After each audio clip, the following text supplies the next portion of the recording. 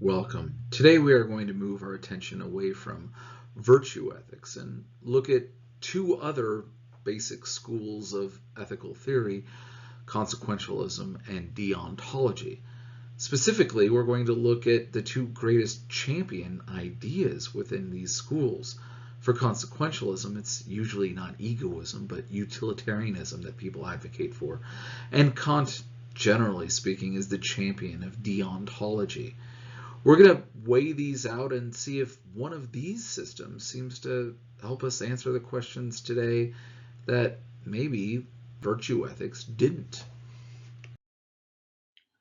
One of the three normative ways of addressing ethical theories is consequentialism, the other deontology, which we'll get to later, and virtue ethics, which we've already addressed. So we end up having these three different branches. But consequentialism really has the most nuance in it. Because the question really is which consequences do we care about? Should you care only about yourself? Is it all about you? Right? What are the things that are going to affect me, as egoism advocates? Or is it about the greatest number of people, which generally utilitarianism is going to advocate for? Right? And so we can kind of see this big sort of question. Is it me? Is it everybody? Is it me and somebody else? Where's the line? How do we divide this? Which choices do we end up making? Which consequences do we pay attention to? Can I just say it doesn't matter what happens to you, because at the heart of the consequences are those that are affecting me. I'm only concerned about you in as far as it affects me. Or are my consequences really not important at all because it's important to you and them? And therefore, more of you are going to enjoy this than just me, so I lose out. That becomes kind of the heart of the debate within consequentialism. Whose consequences do we care about? Now, the earlier proponent for consequentialism under a utilitarian idea is a man by the name of Jeremy Bentham, 1748 to 1832. Bentham ends up advocating that nature has placed mankind under the governance of two sovereign masters, pain and pleasure. We've already encountered this idea within hedonism, but this becomes the idea here for Bentham, right? That pain and pleasure govern us in all that we do, all that we say, all that we think. Every effort we can make to throw off all of our subjugation will serve but to demonstrate and confirm it, according to Bentham, right? That you want to avoid pain and that you want pleasure, and that this is, not just unique to you, but this is unique to all humanity. In fact, Bentham, if he was wanting to expand on this, could say that this is the case for everybody, for all creatures, right? Animals as well as humans. Now, Bentham ends up addressing this idea of pleasure and pain through what he's going to identify as the principle of utility. He says, by the principle of utility, it is meant that principle which approves or disapproves of every action whatsoever according to the tendency it appears to have to augment or diminish the happiness of the party whose interest is in question, or, what is the same thing, in other words, to promote or to oppose that happiness, right? So utility, which utilitarianism will derive its name from, really just kind of means, is this going to be something that's going to help me or others, as the discussion ends up going, to be more happy or less painful, or is it going to do the opposite, right? So do I take a hammer and hit my thumb? No. Right? Why? Because that's not going to result in my happiness. It's going to result in my lack of happiness, primarily pain. And therefore, I am averse to that idea. Now, it should be, in many ways, you might think, just as simple as that. Is this going to do something that's going to cause more pain, less pain, more pleasure, less pleasure, and you might just have a gut feeling that this is going to be how it is. But utilitarianism really says that's not quite right. That what we are going to understand is that there's a lot more involved than just that first gut reaction of whether or not you think something is going to cause more pain or more pleasure. In fact, Bentham ends up creating what he's going to call a hedonistic calculus, that we're going to end up doing some sort of math equations involved in deciding whether or not something is going to cause more pain or more pleasure, and therefore which is the action that's right. And so sometimes a same action might be different because different people are involved, and there's different factors in that same equation that it kind of tips it from absolutely not, you shouldn't do that, to yes, indeed, you should. Right? The idea under hedonistic calculus is that the right thing to do is that action, singular action, that is going to maximize pleasure and minimize pain. And this, for Bentham, is for the most people involved.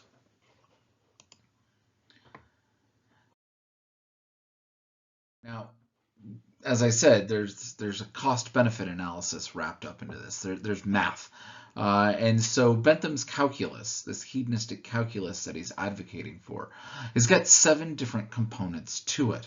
Right, so there's a lot of floating figures that you're going to have to keep in mind in deciding whether or not any action is ethical or not. First is to look at notions of intensity. How strong will the pleasure or pain be? Right, so again, this is why, right, if I hit myself in the thumb with a hammer, I've got a fairly high threshold for pain. You might not.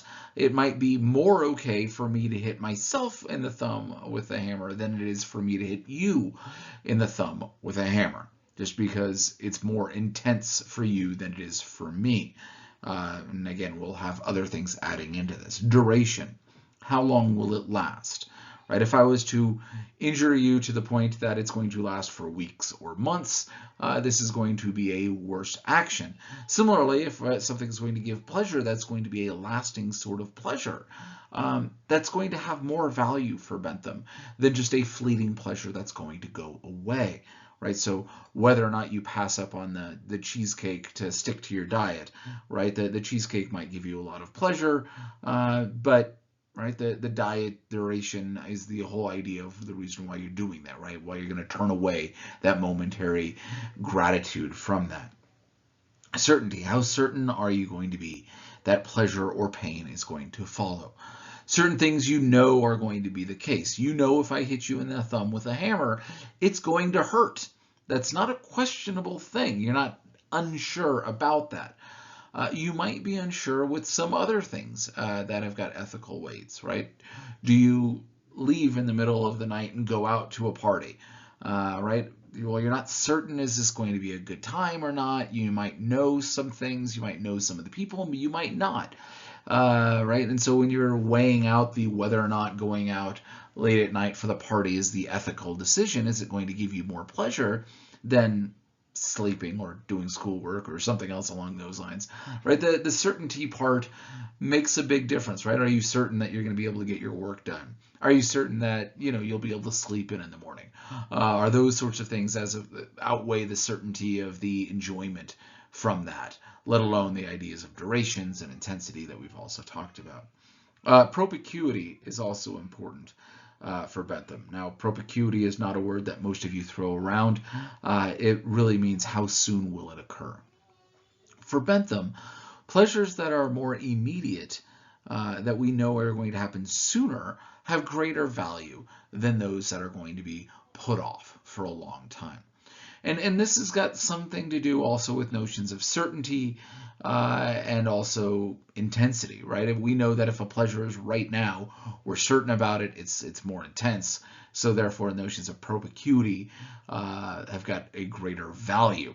On the other end, something that's, well, in a year you're going to enjoy this, that certainty level goes down, that intensity goes down, that duration might go down, and therefore it is of lower weight.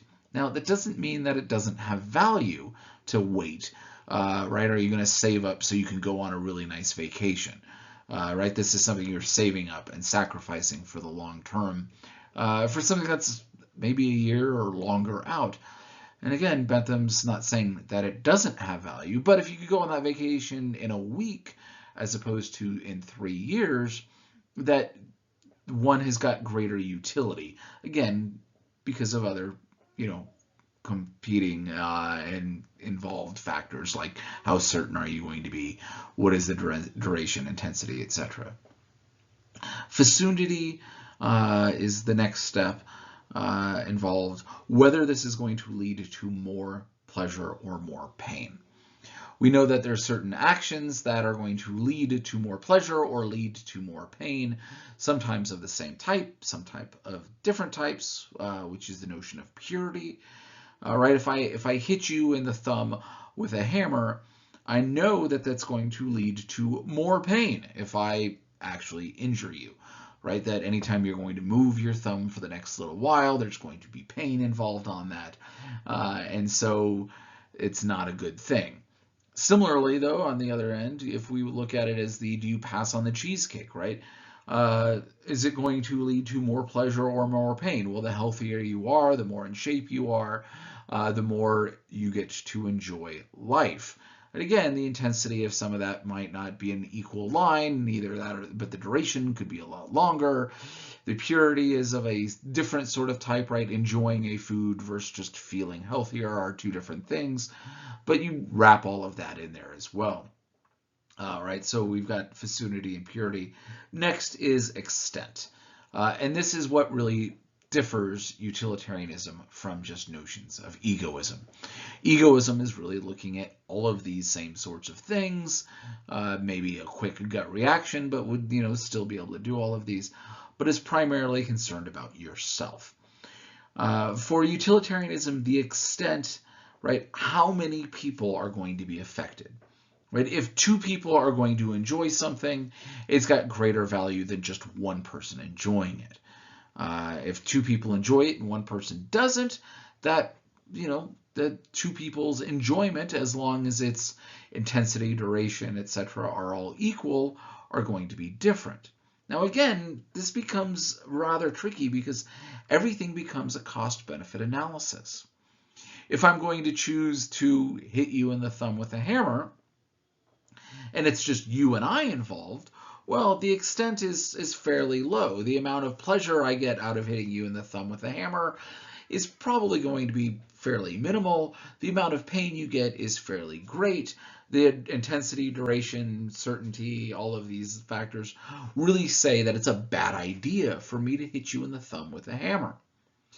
But on the other hand, if we've got a classroom full of people or an auditorium full of people, and I can minimize the amount of pain that I get from hitting you in the thumb with the hammer, and everyone gets a little bit of enjoyment watching that, right? Slapstick comedy is a thing, and they all enjoy it. Well, the number of people who are enjoying me hitting you in the thumb with a hammer being greater total amount of pleasure that's accumulated than the amount of pain that you have, all of a sudden, this action, which would be unethical if it's just you and me, becomes the moral duty of me to hit you in the thumb with a hammer because more people will enjoy it. Right? So again, for Bentham, it's this notion of extent is really important because it's going to multiply or divide the amounts of pains or pleasures. And therefore, the equations at the end of Bentham's calculus, this hedonistic calculus, is different. And so what you're going to do and how you're going to move forward is different.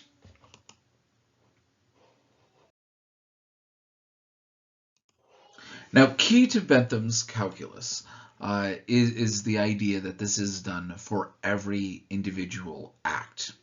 Right? This is why Bentham's utilitarianism is often called act utilitarianism. There's another type of utilitarianism we'll get to in a moment. But every act needs to go through this same process. Right? Do I hit you on the thumb with the hammer? Yes or no? I'm running through these 7 steps of Bentham's calculus. Same thing of do you go out to the party? Right? You're going to run through intensity, duration, certainty, propinquity, fecundity, purity, extent, right? How strong is the pain or pleasure going to be from this party? It could be a really good party. It could be a lot of pleasure. How long is it going to last? I know so-and-so is throwing the party. These usually last for, X amount of hours.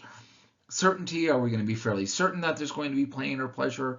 Yes, maybe if you take that one last drink, you need to redo this equation, but right? Propinquity, how soon will it occur? Right when I go out. Vicinity, whether it's going to lead to more pain or more pleasure, right? The relationships I gain from this, the fact that I'm here, the associations I get are going to lead to more pleasure of this type. If you've got a hangover because you overdid it, that's going to lead pain of that type, right? You got to weigh these things out. Purity, is it going to be the same type of pleasure or pain wrapped up within this party, what you're going to do, how many people are going to be affected, and so sometimes for a party there's a multiplying factor, sometimes not, depending on what you're going to do, right? Same thing, do you go out on a date with somebody? Intensity, duration, certainty, propinquity, vicinity, purity, extent. You're going to run through all of these things. And while somebody's asking if you'd like to go out on a date, or you're considering whether or not, right, they might have lost interest. This could take a little while, right? Do you choose pizza or a sandwich for lunch? You're going to run through that exact same sort of equation, right? You're going to go through that entire list. And we see immediately the drawback of act utilitarianism is that it's going to take a while if you're really doing this in all earnestness. There's also a lot of times you're not sure. How certain are you going to be that the pain or pleasure is going to follow? Right? You're going to try a pizza at a new place. It could be really great or it could be garbage. And you're like, so, right, do you spend the money to go do this? Do you go out? Do you spend the time, etc., etc., right? Is this the right choice? Or do you stick with the same thing that you know? The pleasure, it's certainty. You know what it is. As opposed to everything else. But again, everything takes time, and there's new factors, right? If I was to punch you in the face, we would generally see again that this is wrong. But if we're boxing or involved in MMA or something else, there's a different category, right? The fact that you know you're going to get hit changes some of these things. The fact that you've walked in voluntarily into the boxing ring, you've got a different sort of engagement with that. Oftentimes, too, this is for a greater extent, or vicinity is going to lead to more pleasure or more pain. Greater number of people are going to watch, even if we're just sparring, that we're both going to be better at this, and more pleasure is going to follow for both of us as a result of it. Right? And again, there's a lot of little factors. If you're boxing but you weren't free to choose it, then again, that changes the equation, as opposed to you're getting paid, or you're going to get paid a lot versus just a little.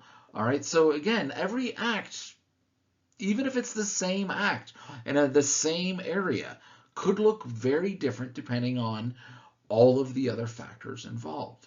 And so again, this takes time.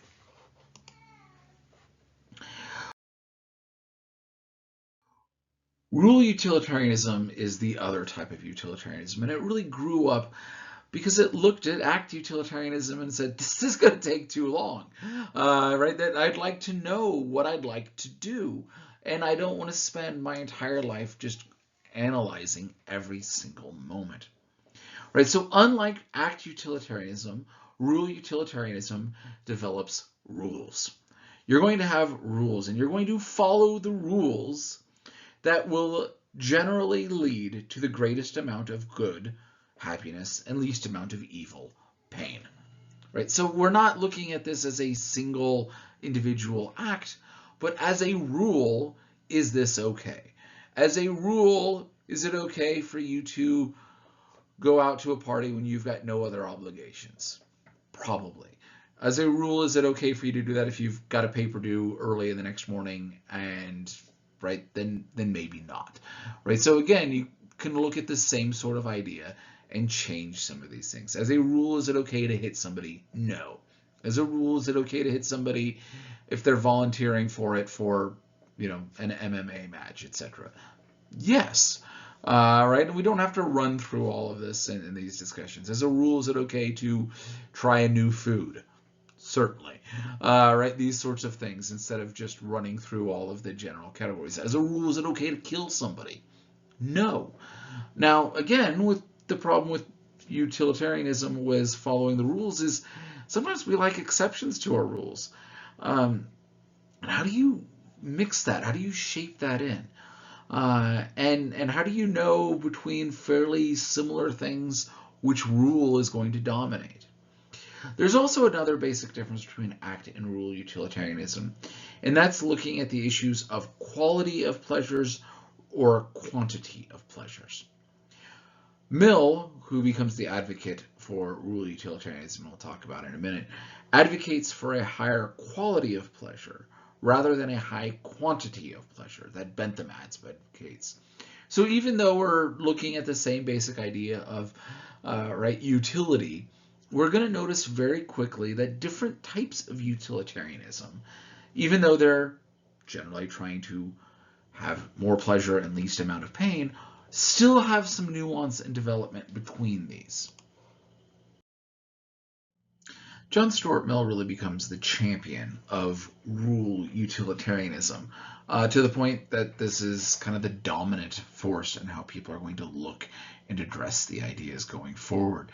Rule utilitarianism is kind of almost more utilitarian than act utilitarian, even though act utilitarianism is going to value every single act, because rule utilitarianism is, as a general rule, easier to follow than act utilitarian.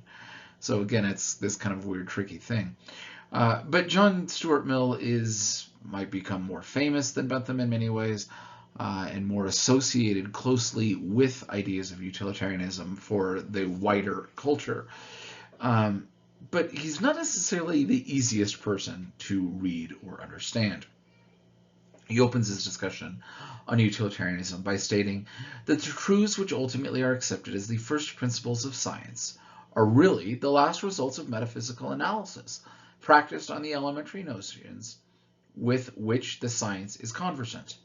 And their relation to science is not that of the foundations of an edifice, but the roots of a tree, which may perform their office equally well, though they never be dug down and exposed to light. But though in science the particular truths precede the general theory, the contrary might be expected to be the case with a practical art, such as morals or legislation. Now again, if you parse this out, you probably understand what Mill is saying, that basically science begins with a certain expectation and understanding of metaphysical ideas. And that this becomes not just the foundation, but it's kind of its own growing, evolving field, right? Metaphysics doesn't disappear because we have physics. That there's a relation between these two, what's real and what's really real, and how do we understand this and that and the other. But we understand as kind of the beginning point of the scientific inquiry that other people exist. This is a metaphysical idea. Right? We could read, Descartes and the Meditations on questioning whether or not this is going to be, and where we're going to start from and where we're going to proceed. But scientifically, we're going to accept that other people exist. We're going to accept that other beings other than ourselves can experience pleasure and pain, that this is not something that is only done in you or only in your mind. And that, therefore, every other scientific endeavor that's going to be done is going to follow this.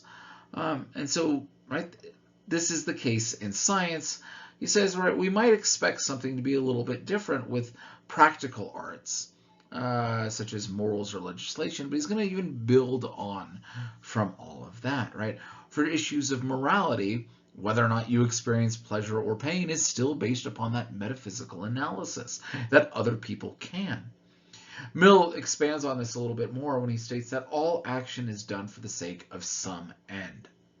Right? We're going to get in our car because we're wanting to go somewhere, or maybe just enjoy the drive, but there's that enjoyment in the drive within all of that. We're going to pass laws because we're going to expect that that's going to achieve some sort of goal. We're going to mix this chemical with that chemical because we're wanting the result of this other chemical, or to see what happens if it's going to achieve some other sort of, goal in mind. And he's going to say that this is also the case for rules of actions. Mill continues stating, it seems natural to suppose that these must take their whole character and color from the end to which they are subservient. Right? Mill is advocating very much, from the position that morals and legislation, all rules that we're going to construct, are not done just for those rules themselves, but for the end of what we're going to do this, right? He's championing the idea of consequentialism. What are the consequences of this act?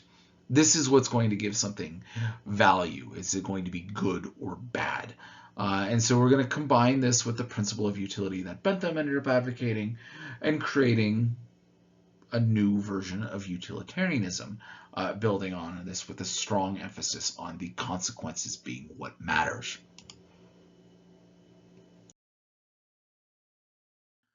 Mill ends up advocating for what he's going to call the greatest happiness principle. In many ways, this is just what he's going to call the notion of utilitarianism, and it really kind of assumes many of the same ideas that Bentham had already advocated and articulated with his calculus, but does so in a much more condensed and easy to understand way.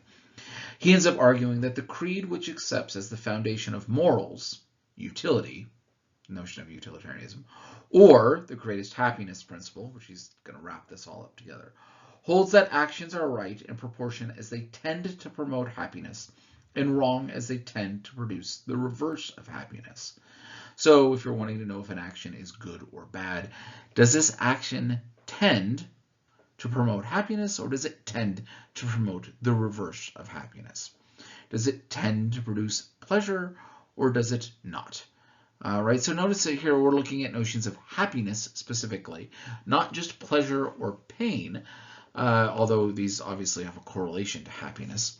Mill is really looking at this idea of, does an action tend to do so, right? As a rule, does this promote happiness or not?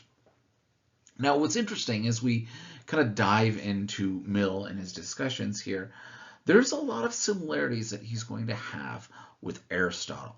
Even though Aristotle is not advocating for a utilitarianism, he's advocating for virtue ethics, we do see a lot of borrowing from this, right? That we're looking at a final end, right? And for Aristotle, this end was eudaimonia, right? This flourishing, this happy life. And so Mill is also wanting to look at a happy life and a complete life in a sort of way. Although, again, Aristotle was looking at this for the individual, while Mill is looking at this for everybody else. They're looking at notions as they apply to final ends. And also, Mill will advocate that you need to be cultivated to generally appreciate higher qualities of pleasures. That, right, this became the key idea for virtue ethics with Aristotle. Both also believe that you must have some help in figuring out what's going to produce the greatest amount of happiness, or as Aristotle referred to it as virtue, but go about it differently, right? So we see some similarities between these ideas. And definitely Mill had the benefit of reading Aristotle and being able to bring in many of the virtue ethics ideas within his notion of utilitarianism. Now again, we have this same sort of basic division between quality of pleasures versus quantity of pleasures. And you should probably think, before we even go further, which one would you rather have? Do you want to have a high quality of pleasure or a high quantity of pleasures? And why? There's different values that you might see in both. There's costs involved with both. Mill ends up advocating that if I'm asked what I mean by the difference of quality in pleasures, or what makes one pleasure more valuable than another, merely as a pleasure, except that it's being in greater amount, there's but one possible answer. Of two pleasures, if there be one to which all or almost all have experience of both, give a decided preference, irrespective of any feeling of moral obligation to prefer it, that is the more desirable pleasure. So, briefly, if everyone, or most people, have the option between A and B, if everyone says B is greater than A, and there's not any reason, right? It's not that A is evil, that you're trying to avoid it, or something else like that, or is out of fashion, then he's going to say B is greater. He expands upon this by stating that few human creatures would consent to be changed into any of the lower animals, for a promise of the fullest allowance of a beast's pleasures. No intelligent human being would consent to be a fool, no instructed person an ignoramus. No person of feeling and conscience would be selfish and base, even though they should be persuaded that the fool, the dunce, or the rascal is better satisfied with their lot in life than with theirs. Your dog, assuming you have a dog, has great pleasure whenever you return home, has great pleasure smelling something which you may or may not find enjoyable, right? And the amount of pleasure that dogs get is going to be greater than what you get. I've had the privilege of raising beagles from time as our family pet, and they get just supreme enjoyment out of running and chasing rabbits. Right? This is what they're bred to. This is what their instinct tells them. This is what they are wrapped up in. This is their entire life is for this idea. Even though we didn't really go rabbit hunting, they just had some around our neighborhood. Right? But the amount of pleasure they'd get is greater than the amount of pleasure I get from a lot of things. Now, do I wish to change my lot in life to be my dog, who is, howling and baying and chasing after rabbits and enjoying that? Probably not, because I have other things that I enjoy as being more intelligent, even though there's more stresses and other things wrapped up within that. Mill's going to say that this would be the case. Another sort of example that you guys might have between notions of quantity and quality of pleasures that kind of makes it a little bit difficult. Would you rather I give you a bottle of 2014 Opus 1 retailing for around $325 or a bottle of $2 Chuck, right? $2 or $3 for Charles Shaw. Opus 1 is really nice, refined, great flavor, good balance, everything else. $2 Chuck, it's drinkable. It's fine. You might end up with a little more of a headache drinking one than the other. Right? Most of you are going to say, as a general impulse, I would rather the bottle, if it's going to be given to me as a gift, for $325 than the one that costs $2 to $3. Right? So again, you're going to look at that a little bit differently. Now, right, the quality of one is noticeably better in one than the other. Does it change, though, if I say, how about 10 bottles of $2 Chuck? How about a case? Right? You go ahead and get 12. That's $24, $36, depending on locality, versus still $325. This might, for some of you, just the whole notion of quality might change your perception. Right? Who's enjoying this bottle? Is it you and a loved one on a nice date, or is this you and 30 of your closest friends? At which point the math changes, right? How much enjoyment am I going to get versus not? And so we can almost see some of that debate between act and rule utilitarianism wrapped up in there. Now, there's other things that you might even consider on which one you might prefer. Many of you might be in the financial situation that $325 is a lot of money. I know that's definitely the case for me. And just deciding to spend that on a single bottle of wine in the future, it is a really big cost that is likely not going to happen. Well, what if I madly fall in love with the way the Opus 1 costs? Am I going to be satisfied drinking an $8, $10 bottle of wine? Maybe not. Maybe it's going to ruin my enjoyment of what I normally have.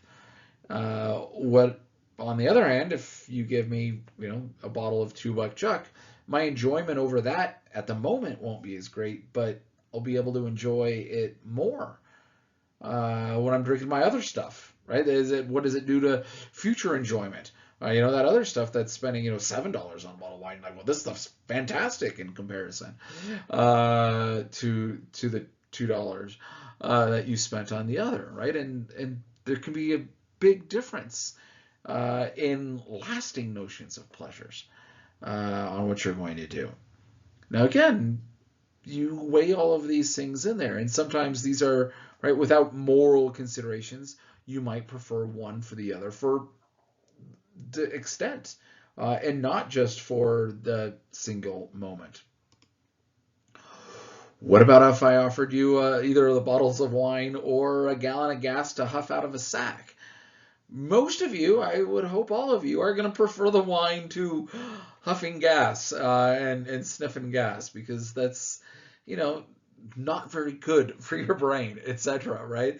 That we're going to want to avoid those sorts of pleasures. Now, is this something that might be pleasurable?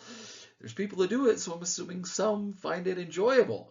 Is this something that you theoretically should enjoy, right? This becomes even part of that discussion that we had with Mill, right? Of the how many people, right, would choose to do this without the feeling of moral obligation, right? You're going to say, no, it's not a moral obligation that I have to have the wine instead of the gas, but, maybe a practical one of where I'm going to be and how I'm going to do this, right? So you're going to have different sorts of ideas weighing in on the quality of pleasures. In fact, the lady here pictured might enjoy huffing gas more than you would enjoy the bottle of Opus One, and the cost is noticeably a lot less, and it's found everywhere, and you don't need an ID for it or any of these other things. But again, all things considered, there's a greater value found in one to the other, right? The quality of pleasure matters, not just the quantity of what's going to be involved with all of that. And so as we see within our discussion of utilitarianism, there are merits of both act and rule utilitarianism, and which ones we want to see if something is okay or not okay. Rule utilitarianism is, as a general rule, easy. You can decide, right, do I hit somebody? No. As a rule, that's not going to lead to more happiness. It's going to lead to more pain and less pleasure. Although, again, we're going to have different things wrapped up into notions. If we're going to look at true utility, we might look at the number of people who are going to enjoy you hitting somebody and change your mind on all of that. That the equations can change. There's a lot of ease wrapped up in rule that you don't necessarily see that when it's with act utilitarianism. A couple of examples to look at too. Is it okay to lie?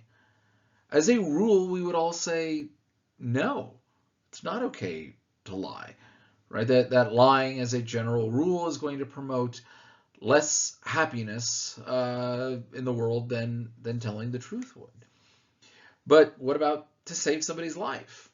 If your lie is going to save somebody's life, right? Actually, for act utilitarianism says, absolutely, go ahead and do that.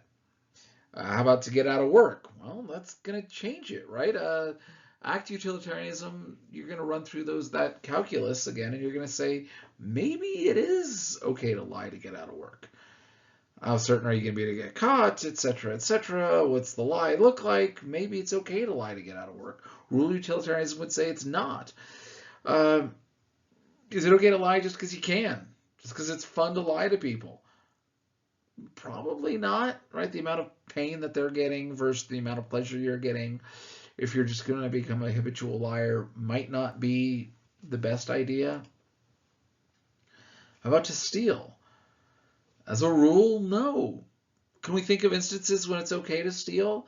If you're starving to feed yourself, then maybe. How about just because it's easier than work? Well, then that changes that, right? Are you able to work and you're just choosing not to? Then maybe stealing's not okay. Because you like it, because it's free stuff? Probably not, right? There's other people getting involved. The amount of pain that's wrapping up to all of them is going to be different. Is it okay to kill somebody? As a rule, no. How about to save one person's life? What if both people are innocent? Does that change? How about to save two lives? What if it's to save your own life? What is to save hundreds of lives, right? So again, we might say that at a certain point for act utilitarianism, there are times when you have to. It is the moral thing to do to kill somebody, as opposed to other sorts of ethical theories that would say it's never okay. And so again, we kind of find the squishiness wrapped up within utilitarianism. And then, of course, we have other sorts of moral obligations with trade-offs, because rarely is it ever just, do I lie, do I steal, do I kill? But is it better to lie or to kill? And different notions of utilitarianism can wrap this up, right? Do I lie instead of killing somebody? Is that generally seen as the more ethical thing to do? Because the amount of pain versus pleasure wrapped up within all of that. How about stealing versus lying? Like somebody stole the T out of that sign, right? Is that okay to do, or versus lying? Do I lie and tell somebody that I'm starving, and therefore they're going to give me that food instead of me stealing it? Is that more ethical than me just stealing it because I want it?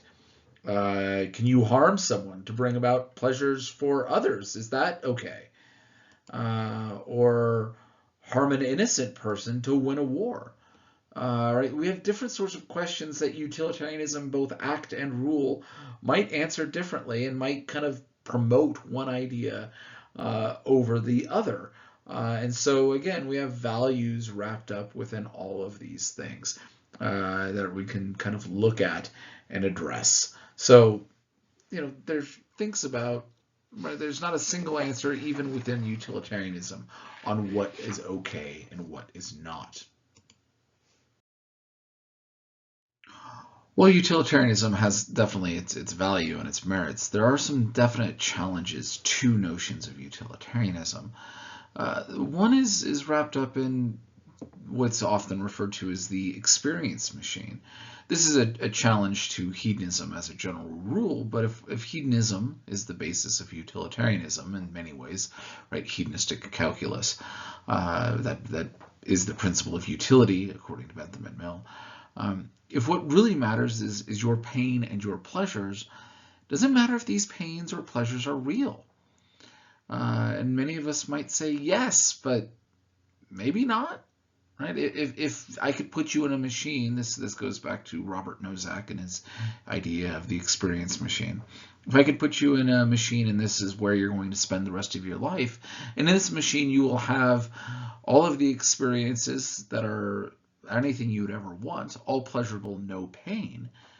That if you wish you were a great vocalist, you're now a great vocalist. If you wish you had the talent to do whatever thing it is you want to do, you want to sail around the world and never worry about money. You want to, fall in love with somebody who is your perfect match, etc. And you can have all of the experiences, and this machine is able to do all of this. And maybe it gives you just the right amount of pain that your pleasures are more intensified, if this is a concern that you have. But would you go in this machine? And most of you would say, no, I wouldn't go in this machine, right? That it's not just about pain versus pleasure, but you want something real.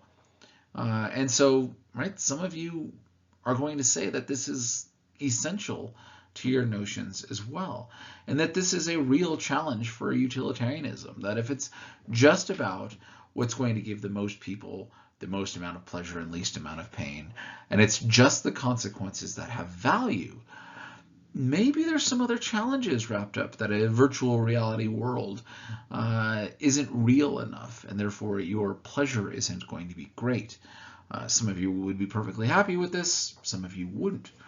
Another challenge is what's often wrapped up within utilitarianism is the argument of a utility monster. The utility monster is an interesting sort of concept, but if it's about the most pleasure and least amount of pain for the most individuals, what do you do if somebody gets intense amount of pleasure in destroying something? That their destruction of whatever in the comic book here, the pipes, is greater than the amount of pain that you'd get from putting it back together and dealing with the consequences of all of this, right? That destruction could end up being greater. Now, what if somebody is sadistic and they get a lot of pleasure out of causing a lot of pain, but they're able to do it in such a way that, their pleasure is greater than the pain affected by everybody else? Is that okay? Is it okay to rob from Bill Gates because he's got the money, as opposed to your roommate who probably doesn't have as much money as Bill Gates in all likelihood? All right, does that change that idea? And therefore, is it okay for many of us to go and rob Bill Gates and Elon Musk and all of these other rather wealthy people? Does this make it okay to just go and take their stuff? Because our pain by not having this and their pain from having it lost aren't equal, right? That our pleasure out of getting it is greater than the pain that they have that they lose it. Does this make it okay? So this becomes one of the challenges of utilitarianism. If we're looking at the greatest amount of pain and least amount of pleasure, we have these issues of, does it have to be real? And can we allow for things like the utility monster, who wants to just take everything wrapped up within all of that? There's another basic challenge to utilitarianism and hedonism overall, put forward by people like George Orwell and Dostoevsky, who want to end up advocating that we're not just wanting pleasure, that there are those who actually want pain. Dostoevsky argues that sometimes people just want to destroy things. Orwell, in his commentary on Mein Kampf, calls Hitler an absolutely horrible person, because he was, but also says that he understood the falsity of the hedonistic attitude of life. That there might be some benefits to democracy, but there's also some value in economic theories of fascism, because they understand where socialism and even capitalism, he says in a grudging way, that people say, I offer you a good time. Hitler said to them, I offer you a struggle, danger, and death. And as a result, a whole notion flings itself at his feet. Perhaps later on they'll get change of it and change their minds, but at the end of the last war, after a few years of slaughter and starvation, greatest happiness of the greatest number is a good slogan. But at this moment, Orwell says, better an end with horror than a horror without end. That this becomes the winning idea. And so that we're almost lose the emotional appeal if we're saying we're all in this together and we're wanting to do good. That there's sometimes this idea that people want to struggle. One of the reasons why you want to stay in real experiences is that you want to struggle more. And that it's not just about what's going to be the greatest happiness for the greatest number. It's not that you should sacrifice yourself because everyone else is going to say that they're going to enjoy it. That there might be internal value and internal worth. And this becomes the main value of deontology. The idea that you have duties and obligations similar to notions of virtue ethics, that things might be good or bad in themselves, that there are universal situations. It's never okay to harm, to hurt, to destroy, but that there's value in individuals, that somebody has a dignity in their life, and it's just not a means to achieving a greater consequence for a greater number of people. And if this is where you're happening to side within this, deontology as a school is the greatest sort of idea. It is involved within this idea. The greatest champion of the deontology school is Immanuel Kant, 1724 to 1804. Kant ends up advocating very clearly that nothing can possibly be conceived in the world or even out of it which can be called good without qualification, except for a good will. That it is your will that is going to decide if something is good or bad. Is the idea of what you're willing a good thing, even if it doesn't happen, even if the outcome isn't great, the fact that you chose to do good, right? It's the thought that counts. is the idea that Kant is advocating for. The sight of being who is not adorned with a single feature of a pure and good will, he continues saying this, enjoying unbroken prosperity, can never give pleasure to an impartial, rational spectator, right? Anyone who is never good, even if they're winning, even if their life is great, isn't going to make anyone else, an impartial, rational spectator, happy. Becomes his argument here. Thus, the goodwill appears to constitute the indispensable condition, even of being worthy of happiness. Right? Most of us would say, that a drug kingpin who's only in it for themselves, etc., and harming other people, even though they might be in charge of countries, even though they might be wealthy, even though they might, have every sort of pleasure associated with them. Most of us would say that person is not good, that this is not a good thing, because their will is not good, that they're not willing for good things.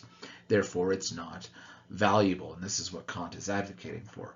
He states that a good will is good not because of what it performs or affects, not by its aptness for the attainment of some proposed end, but simply by virtue of the volition, of the will, that it is good in itself, and is considered by itself to be esteemed much higher than all that can be brought about by it in favor of any inclination, nay, even the sum total of all inclinations, right? That the will itself becomes the thing that is valuable, that this is what we're wanting to do, that the will is where the heart of goodness is, and that it is where it is good in itself, is the argument of Kant.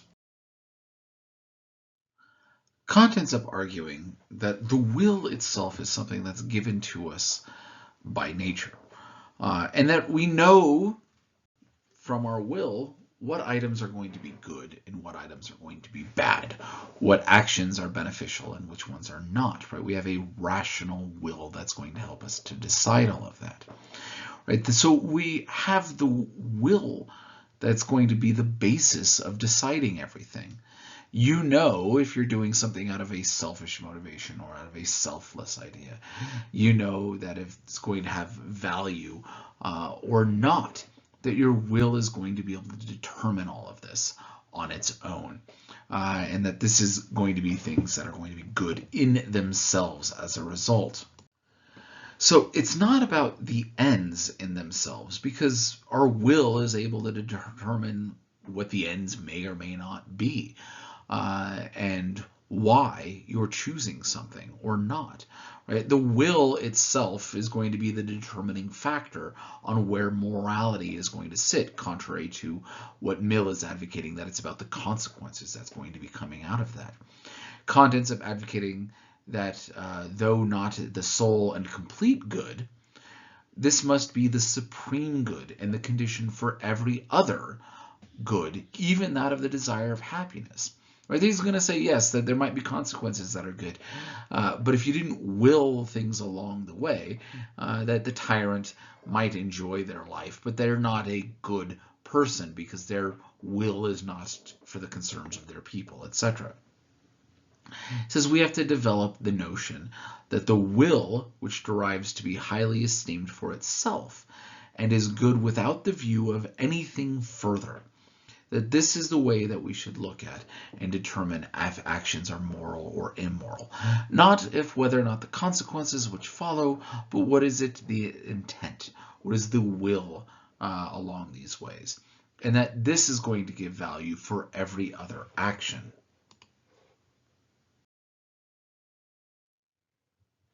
Right? He's clearly not a consequentialist.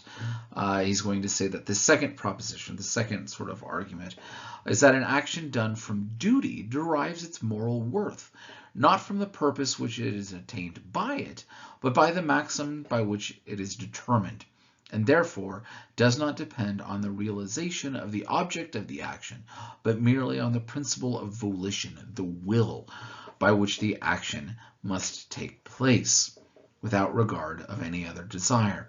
Right? So again, he's very much advocating that it's not about the consequences, but about what the will is deciding. Choices cannot be justified by their effects, no matter how morally good the consequences might be. I can't kill an innocent person who's not even, to save the lives of 10 other people. This is not going to be okay, even if the consequences might be beneficial. Kant advocates that the preeminent good, which we call moral, can therefore consist in nothing other than the conception of the law in itself, which certainly is only possible by a rational being, insofar as this conception, and not merely that the expected effect, determines the will, right? Any beast, rational or irrational, knows if it's having pleasure, right? But the idea of what's causing this, what's leading to this, which is even what Mill was advocating, we need the higher sort, is based upon the idea of following this moral law. This law is the idea that Kant ends up advocating for. Everything else goes under it. It says the good which is already present in the person which acts accordingly. That this is what we're doing. We have this idea of the law in ourselves. And that this is the notion of an imperative. That this is the word that's going to be used to describe this. Now, imperatives, Kant wants to point out, come in two types. And they're expressed with the term ought, right? You ought to do this, you ought not to do that, right? So you ought to do your homework, you ought not murder people, right? We have this idea of ought being put in there. And then he says, right, they show that an objective law is in relation to reason. That this is what the term ought sort of implies. Now he's going to say that, again, they all come in two different ways. There are hypothetical imperatives and there are categorical imperatives. Hypothetical imperatives represent like necessity. If you want to get a good job, you ought apply for it. Right, that you can't expect it, that doesn't happen, right? If you want the job, you know you have to apply, right? There's this sort of hypothetical condition. If you don't want a good job, then you don't need to have that, right? Hey, if you want to have a really good steak, you ought to eat at such and such a place, right? Because they've got really great steak. Okay, well, I'm not feeling like steak. I'm feeling more like tacos, whatever. So I'm gonna not go there, right? There's no moral condition, right? It's a hypothetical, one related to the other, right? If I want to do this, I ought to do that. It's an imperative, but we're not going to be talking about it with this sort of idea of having to have a moral component. Because it's, again, hypothetical. If you want this, you ought to do that. Categorical imperatives, though, are different because they are objects of necessity. There's not a maybe you don't want to do it. It is you ought to do it, and you ought not to do anything else.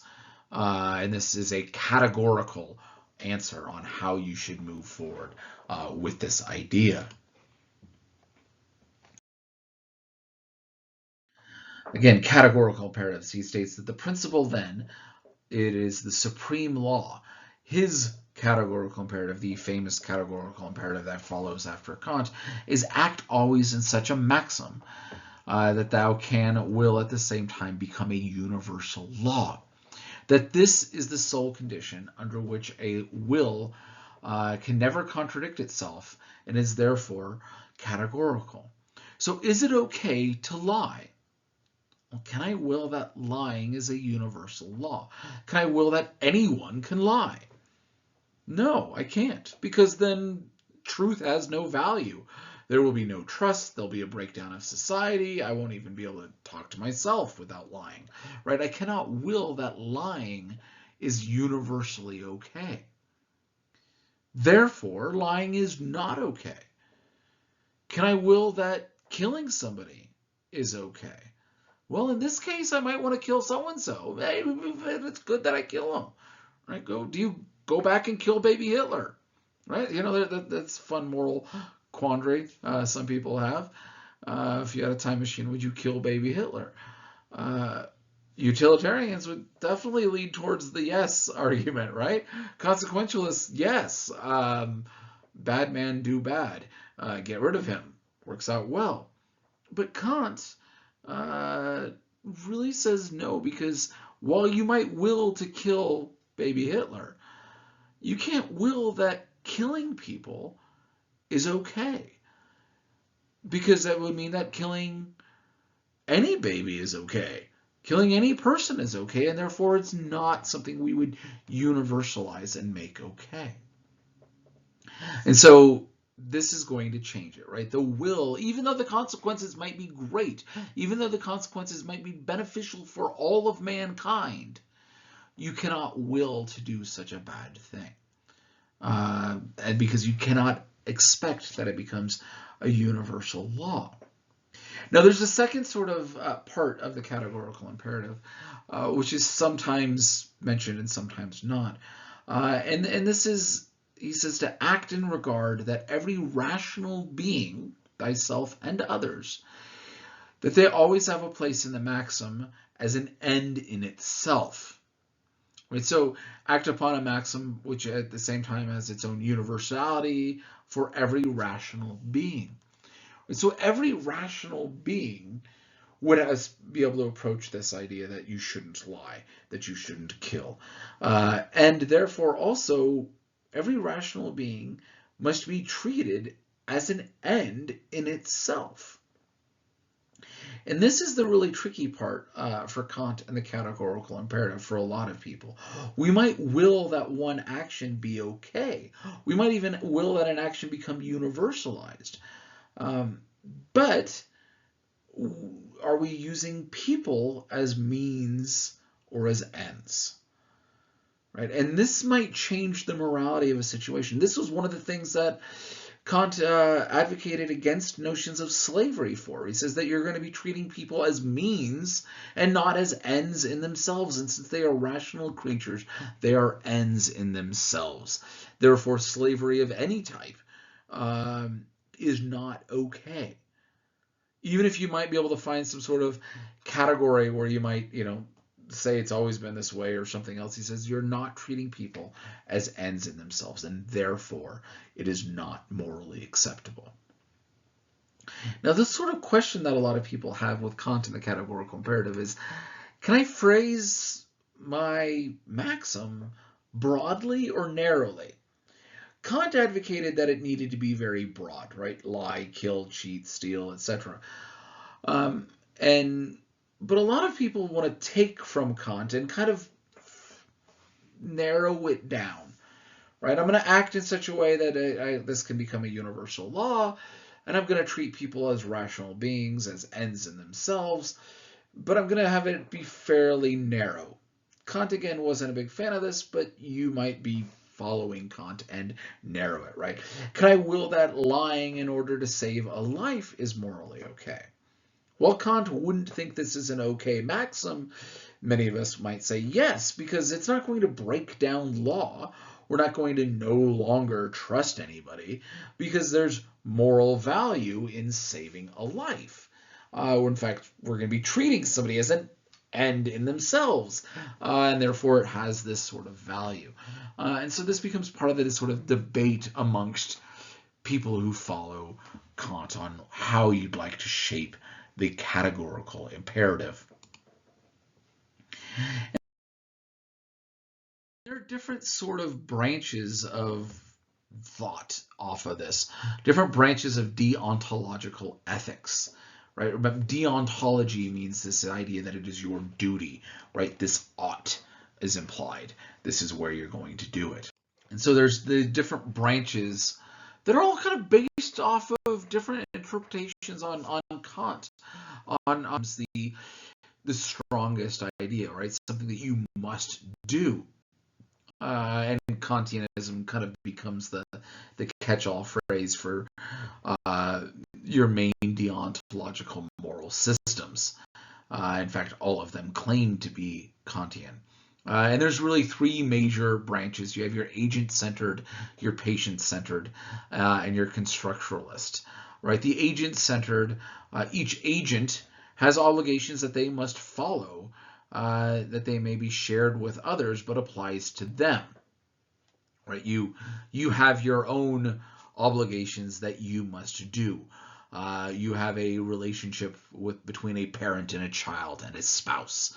Right? I have obligations. If I only have one loaf of bread and my child is starving and your child is starving, I have obligations to my child. Therefore, my child gets it. Sorry. That sort of idea, right? This becomes this sort of idea. I have obligations, therefore I must do these obligations within this idea. The patient-centered, it's a rights-based rather than duty-based idea, right? We're really looking at this second part of the categorical imperative that we talked about, right? That you're treating people as ends and not as means. So how do you look at this, right? What rights do you have? You have these rights, and therefore I have a duty not to violate your rights. Where do your rights come from becomes another larger discussion.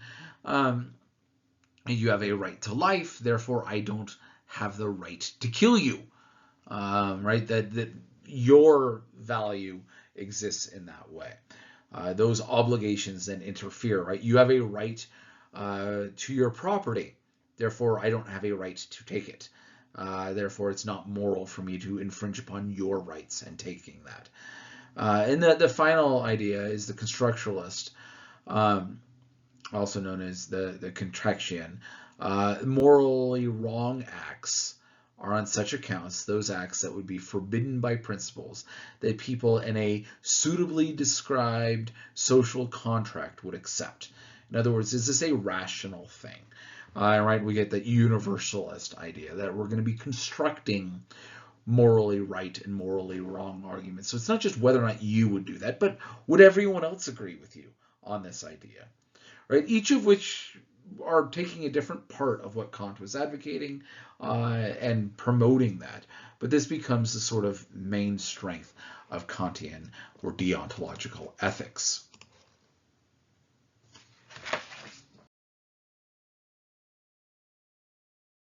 So we end up having a big question about different moral practices. Are they right or are they wrong? I mean, there's certainly clear things like murdering is not okay. And as Kant already advocated, that things like slavery are not okay, primarily because you're treating people as means instead of ends. And the same thing would apply to subordination of women or anyone based upon who they are. Any subordination of another person, you're only treating them as a means to some other goal and not as an end in themselves. And they have moral worth as an individual, as a rational being, and therefore it is not okay to subordinate them in any way. Right? What about notions of polygamy? Thruples, quadruples, right? Is this okay? Polyamory, as right? Any of these sorts of things? Are you treating the objects in this relationship as ends in themselves or as means? And this becomes kind of a fun, interesting idea of cultural value on how you're doing that. Certain cultures practice these things and don't value all of the members in this relationship equally. Some of them are means instead of ends, and therefore that wouldn't be okay. Could it be done the other way? Again, maybe with different cultural weight and value, then maybe it's okay. It becomes kind of a tricky sort of negotiation if we're going to look at things with Kant along this way. Lying, as a general rule, not okay, because we can't will that it becomes a universal law, but at the same time we might find things that we have to do to save a life. Does that change our category? Does that change our negotiations? And therefore, is it okay? Do you tell somebody, no, your food is horrible. I don't like it. Thanks for asking, but it's horrible. No. Is that morally okay? Harming somebody, or is that lying? How do you find the right way to go along these ideas? Probably one of the biggest criticisms of Kant is that it's no fun. It doesn't allow for a lot of wiggle room, right? That you have obligations, you have duties, and you have to do your duty, regardless of what you might want to do.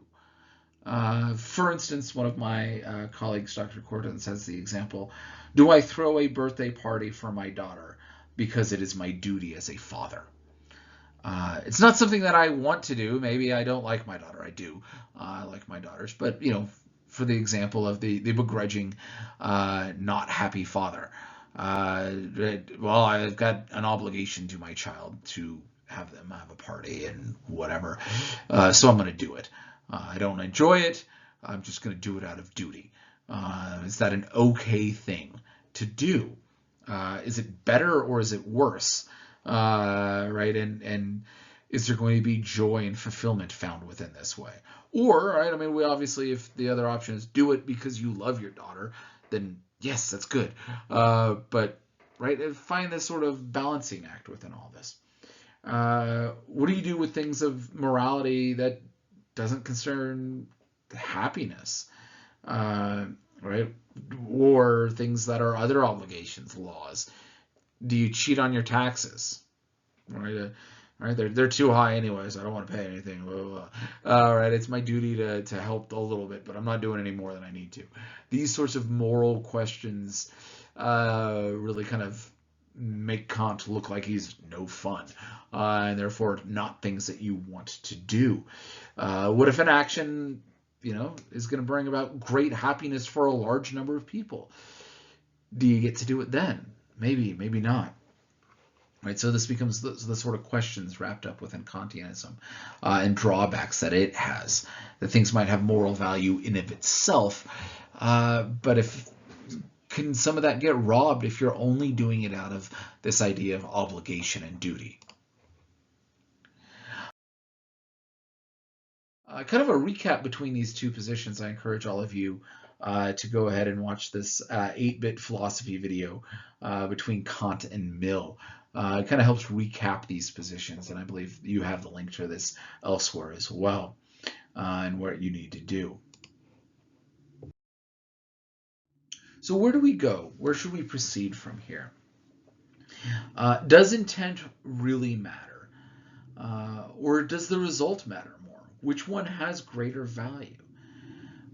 Do you sacrifice your own happiness, as utilitarians might advocate, for others? Do you, give everything to the hedonist perspective, where it's just about pleasure and pain? Does the utility monster get to devour everything because their pleasure is greater than everyone else's pain, even though it's selfish and base? Do you enter into the experience machine just because the pleasures are good or not? Or do you have duties for other people? These become big questions. Probably, the heart of a lot of these moral issues is wrapped up in what becomes known as the trolley problem. The trolley problem imagines an out-of-control trolley that, if you do nothing, is going to go and kill 5 people. It's going to run over it and they're going to die. You happen to not be able to stop the trolley, but you can divert it. But by diverting it, you are the agent that is going to kill 1 person. Right? The consequences are different between letting 5 people die and killing 1. Your will is going to be looking at this differently, right? The utilitarian says sorry to the 1 person as a general sort of rule. But to Kant and a lot of your deontology, they say, no, you don't want to be the agent of murder. You can't will that killing somebody becomes a universal law. And therefore, you cannot pull the lever.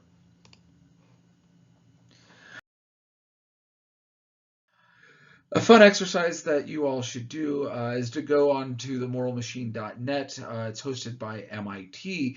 MIT is actually trying to create this same sort of trolley problem scenario to help with the idea of self-driving cars and understanding the difference between killing and letting die, and who should be favored or not.